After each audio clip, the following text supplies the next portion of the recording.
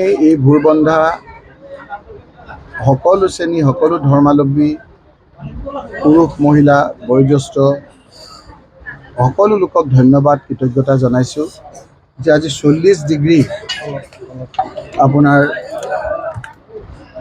এই গৰম থাকিব নোৱাৰা এটা অৱস্থা। এই অৱস্থাত ইমানখিনি মানুহ আহি ইয়াত উপস্থিত হৈছে, তাৰ বাবে মই আপোনালোকৰ জৰিয়তে সমগ্ৰ ৰাইজলৈ ধন্যবাদ আৰু কৃতজ্ঞতা জ্ঞাপন কৰিছোঁ।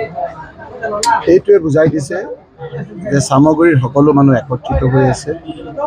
মোক যেনেকৈ তেওঁলোকে ভোটৰ বিপৰীতে গৈ এবাৰ নহয়, দুবাৰ নহয়, তিনিবাৰ নহয়, চাৰিবাৰ নহয়, 5 বাৰকৈ বিজয়ী কৰিছে, নিশ্চয়কৈ এইবাৰো বাই ইলেকশ্যনত কংগ্ৰেছৰ পক্ষে তেওঁলোকে যে ৰায় দিব, এই প্ৰতিকূল পৰিৱেশত বতৰৰ প্ৰতিকূল এক ঘোপ মৰা আপোনাৰ অৱস্থা, এই অৱস্থাটো যেনেকৈ ঘৰৰ পৰা ওলাই আহিছে সকলো, এই কথাই আমি যে ইমান দিনে মানুহৰ লগত যি পৰিয়ালকেন্দ্ৰিক সম্বন্ধ ৰাখিছিলোঁ তাৰেই প্ৰতিদান বুলি মই ভাবিছোঁ। এই মানুহসকলক বিভিন্ন ধৰণেৰে বিজেপি অত্যাচাৰ কৰিছে। আমাৰ এই লগত থকা এজনে আমাৰ মুছলমান ধৰ্মৰ মতে কয় যে ইবলিছ শয়তান, এতিয়া তেওঁক ইবলিছ শয়তান বুলি কৈছে।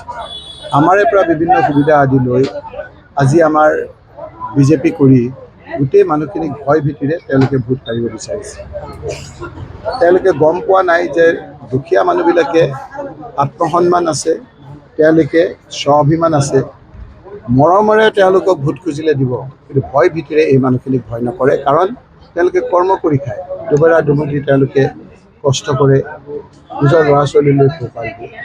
আজি ইয়াৰ পৰাই কিছু ল'ৰাক যিসকলে কৰ্ম কৰি খাই ল'ৰাক মাতি লৈ গৈছে কলিয়াবৰৰ এখন হোটেলত, প্ৰত্যেককে 30,000 টকা লৈছে, নহ'লে পুলিচত দিম বুলি কৈছে, আৰু তাৰ পৰাই 7-8 লাখ টকা উলিয়াই সেই লোকসকলক আকৌ যিটো ব্যৱসায় কৰি আছিল সেইখিনি তেওঁলোকক কৰিবৰ কাৰণে দিছে।